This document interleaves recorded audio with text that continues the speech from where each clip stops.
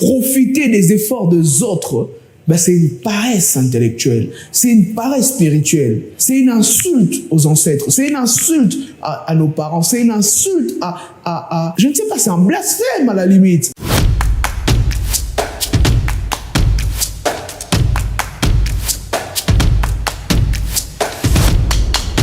Bonjour à tous, c'est toujours un plaisir d'échanger avec vous.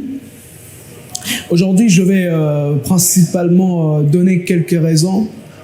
Je vais expliquer un élément très important, parce qu'aujourd'hui, l'objectif pour moi, c'est de dire à tous les jeunes Africains et tous les jeunes Congolais pourquoi c'est important pour nous, jeunes, de retourner en Afrique. Pas d'y venir pour de vacances, pour 2 jours, 2 semaines, 3 mois, 6 mois, non. Pour y retourner pour vivre, pour y retourner pour appliquer les connaissances que nous avons acquises à l'extérieur. Pratiquer, c'est la créer de l'emploi, apporter de la valeur. Et je vais dire pourquoi c'est très important.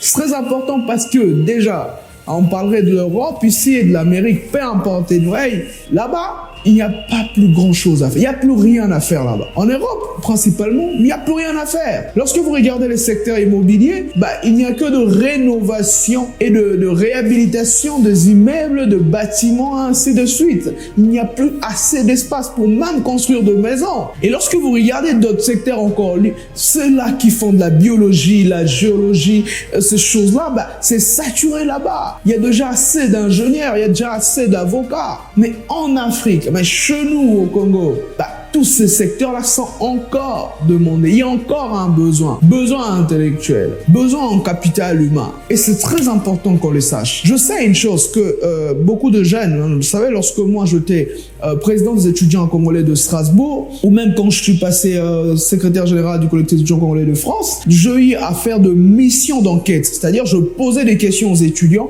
pour évaluer un peu les raisons qui pousseraient un étudiant ou une autre à rester en Europe, à rester en France. Malheureusement, la plupart des raisons étaient beaucoup plus liées aux besoins primaires. J'ai une dame qui m'a dit autrefois, ici le transport coûte rien. Ici j'ai un badgeo, je paye sur qu'il avec 5 € d'abonnement mensuel. Ici j'achète mes trucs à manger, mais ça coûte rien du tout. Ici, en fait, c'était surtout ça. D'autres me disaient ici il y a de l'électricité à temps plein.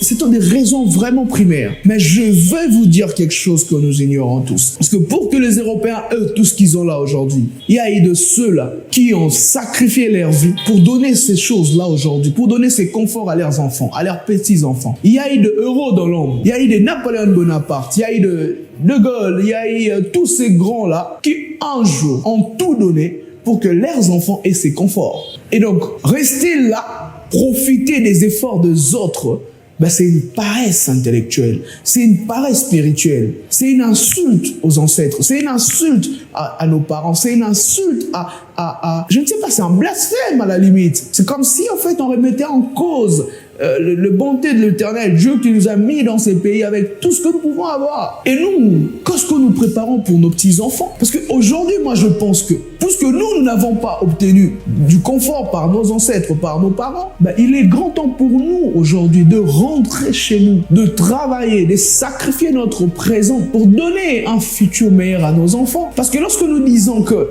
l'Europe a un confort, que nous cherchons le confort, oui, mais vous cherchez le confort avec les efforts des autres. Créez le vôtre, créons notre confort. Et c'est possible, et c'est très possible. Puisque nous savons tous que le confort de l'Europe est résultant. Voilà, vous le savez, je ne vais pas le dire clairement, mais c'est résultant de richesse ou encore de potentiel africain. Cela veut dire que nous sommes à la source même de toutes choses. Et je pense qu'aux jeunes aujourd'hui, que nous sommes, vous qui êtes dans la transformation, l'agro-industrie, mais qu'est-ce que vous faites en Europe? Mais c'est ici que ça se passe, c'est ici qu'on a besoin de la production agricole, de développement de techniques agricoles. C'est ici qu'on a besoin de la transformation de produits, de matières premières en produits finis. C'est ici que ça se passe. C'est ici qu'on a besoin des conseils d'orientation. Il y a des jeunes qui vont à la fac sans savoir qu'est-ce qu'ils vont faire là-bas. Il y a des jeunes qui aujourd'hui ne savent même pas pourquoi ils font le droit. Ils ont besoin des conseils d'orientation. Ils ont besoin de ceux-là qui ont cette expertise. Et vous avez un marché ici qui chôme, un marché vide parce qu'il y a la majorité des écoles aujourd'hui en RDC n'ont pas de conseils d'orientation.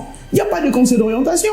Donc, c'est une niche, c'est une opportunité d'affaires. Et donc, je ne sais vraiment pas, peu importe votre secteur, peu importe votre expérience, je sais une chose, il y a une peur de rentrer, il y a une peur de l'inconnu, il y a un encadrement qu'il n'y a pas. On se dit, je vais rentrer pour faire quoi? Parce que j'en parle, parce que j'accompagne mes frères qui veulent rentrer.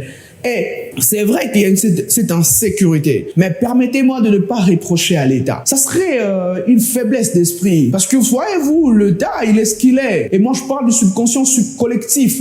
Ils ne sont que ce que nous sommes. Il n'y a rien de nouveau là-bas. Donc, ça veut dire si nous, la population privée, changeons notre paradigme, notre façon de faire, là-bas, ça changera. Il faut que nous arrêtions d'avoir un regard vertical entre l'État et les peuples. Il est temps que nous ayons un regard horizontal, un rapport horizontal. Le peuple et l'État, de manière à ce que nous négocions. Et pour ça, il ne faut pas que nous attendions seulement de l'État, il faut que nous apportions des choses, nous imposions aussi en même temps. Et pour ça, moi je dirais, il faut prendre la décision de rentrer. S'il n'y a pas de situation de sécurité, il faut que nous créions cette situation de sécurité.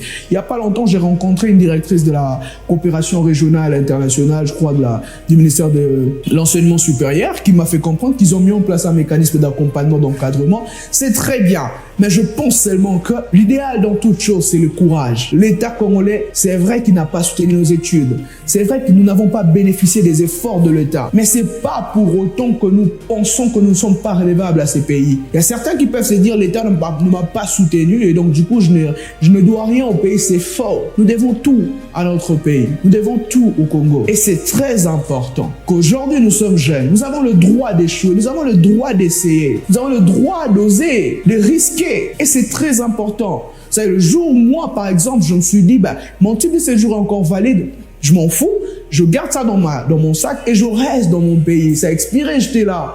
C'était plus fort que moi, en fait. Je dépassais mes limites, je me sentais vivre en même temps. C'était une forte émotion. Mais je vous assure qu'aujourd'hui, je ne regrette pas. Et je pense que si j'étais encore en France, je n'aurais pas réussi à réaliser ce que je réalise aujourd'hui. Les chiffres d'affaires que mon cabinet réalise chaque mois, je ne pense pas qu'on aurait pu être capable de le faire si on restait en Europe dans les conditions européennes. Chers frères et sœurs, il est grand temps que nous retournions chez nous. Il est grand temps que nous ayons le courage de créer les conforts pour nos enfants, de créer les conforts pour l'avenir, pour que demain nos enfants soient fiers de nous. Parce qu'aujourd'hui, les Européens sont fiers de leurs ancêtres. Et profiter de ça ad infinitum, c'est de la paresse spirituelle. C'est une insulte. Prenez-en conscience, réfléchissons ensemble, rentrons. Construire un Congo fort, une Afrique plus forte que jamais. Merci beaucoup, à très bientôt.